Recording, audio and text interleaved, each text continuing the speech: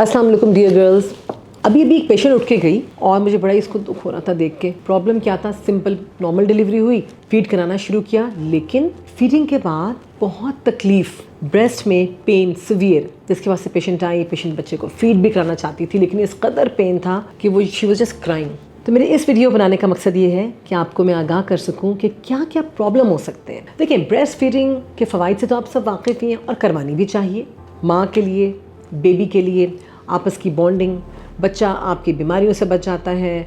Breast feeding में ख़ास किस्म के इम्यूनोग्लोबुलिन्स होते हैं जो कि इन्फेक्शंस के अगेंस्ट फ़ाइट करते हैं। आपको बार बार बॉटल की ज़रूरत नहीं है, उसको धोना, उबालना, उन चीज़ों से आप बच जाते हैं। माँ और बच्चे की बॉन्डिंग बहुत बेहतरीन होती है। और माँ सबसे बड़ा फ़ायदा क्या है कि इसकी छाती के कैंसर से बचत होती है। तो इन तमाम फ़वाइद से तो आप वाकिफ़ ही होंगे, लेकिन कभी कभी पेशेंट्स को प्रॉब्लम फेस करने पड़ जाते हैं। प्रॉब्लम वो क्या होते हैं, इनको कहते हैं मेस्टेल्जिया या मेस्टाइटिस या एब्सेस।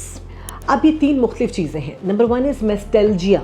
मेस्टेल्जिया पेन है सिंपल। फीड कराने के दौरान जब बच्चा सक करता है तो बहुत सिवियर पेन होता है। ये कोई परेशानी की बात नहीं है, इसके लिए तो आपने बिल्कुल ही नहीं घबराना। टकोर ऐसी चीज़ है जो कि हमेशा आपके काम आएगी। तौलिए को, छोटे से टावल को या कपड़े को या कॉटन को गरम गरम पानी में डाल के निचोड़ के टकोर करें, इसी से ही ये फ़र्क पड़ जाएगा। और सिंपल पेनाडोल की गोलियां हस्ब ज़रूरत 2 सुबह 2 शाम ले लीजिए, इससे बेहतर हो जाएगा। एक तो ये प्रॉब्लम हो गया, ये है मेस्टेल्जिया यानी कि दर्द होना।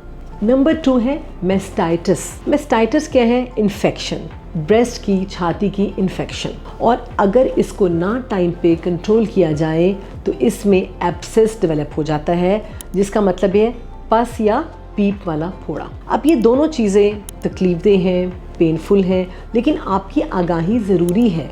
लेकिन जब भी मेस्टाइटिस वाला आपको लगे, होगा क्या, आपको छाती में पेन तो होगा ही होगा, ख़ास जगह पे रेडनेस होना शुरू हो जाएगी, मे बी आपको गिल्टी फील हो, उसमें वहाँ पे एरी में पेन होगा और आपको बुखार हो सकता है। ऐसी सूरत हाल में ख़तरे को भांपते हुए please go to the doctor. आपने फीड उस जगह से नहीं छुड़वानी अनटिल एंड अनलेस आपको दूध के साथ खून आना शुरू हो जाए या पीप वाला मवाद आना शुरू हो जाए। फीड आप कराते रहिए। ऐसी सूरत हाल में एंटीबायोटिक्स देनी पड़ जाती हैं। एंटीबायोटिक आपकी डॉक्टर आपको लिखेंगे एग्जामिन करके, और जो कि सेफ़ होंगी बेबी के लिए, ताकि बच्चे के ऊपर कोई दवाई का असर ना हो।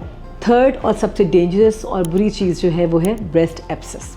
अब एब्सेस, जिससे मैंने बताया क्या चीज़ है, ये फोड़ा बन जाता है और एक जगह पे जहाँ से आप ब्रेस्ट में जहाँ से फीड करा रहे हैं उसके बैक साइड पे, वहीं पे इन्फेक्शन हो के एक पूरा गोल सा सख्त लंप बन जाएगा, जो कि बहुत पेनफुल होता है। हाथ लगाने से पेनफुल होता है। माँ को सर्दी के साथ बुखार चढ़ना शुरू हो जाता है और वो एरिया लाल रंग का हो जाता है। इसमें भी कभी कभी वेन में हमें एंटीबायोटिक्स देना पड़ सकती हैं, लेकिन अगर एब्सेस एक मरतबा बन जाता है तो जब तक चीरा ना लगाया जाए और पस को ड्रेन ना किया जाए, उसका हल कम होता है।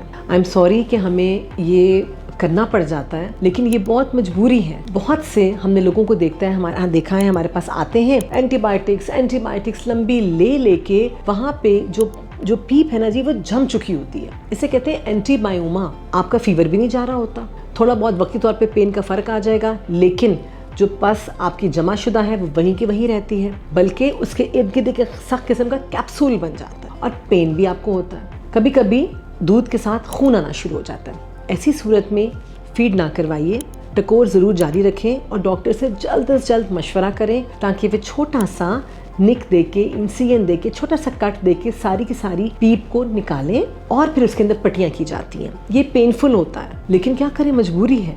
देखिए, बजाय कि कुछ और ख़तरनाक चीज़ बन जाए, इट इज़ इम्पॉर्टेंट कि हम लोग इसका टाइम पे बर वक्त हम ट्रीटमेंट इसका कर सकें। तो ये 3 चीज़ें ऐसी हैं, मेस्टेल्जिया जो कि सिंपल पेन है, मेस्टाइटिस इन्फेक्शन के साथ, और ब्रेस्ट एब्सेस जो कि बहुत ही तकलीफदेह चीज़ है। इसलिए आपका जानना ज़रूरी है इन चीज़ों को डिफ्रेंशिएट करने के लिए, इनमें फ़र्क जाने।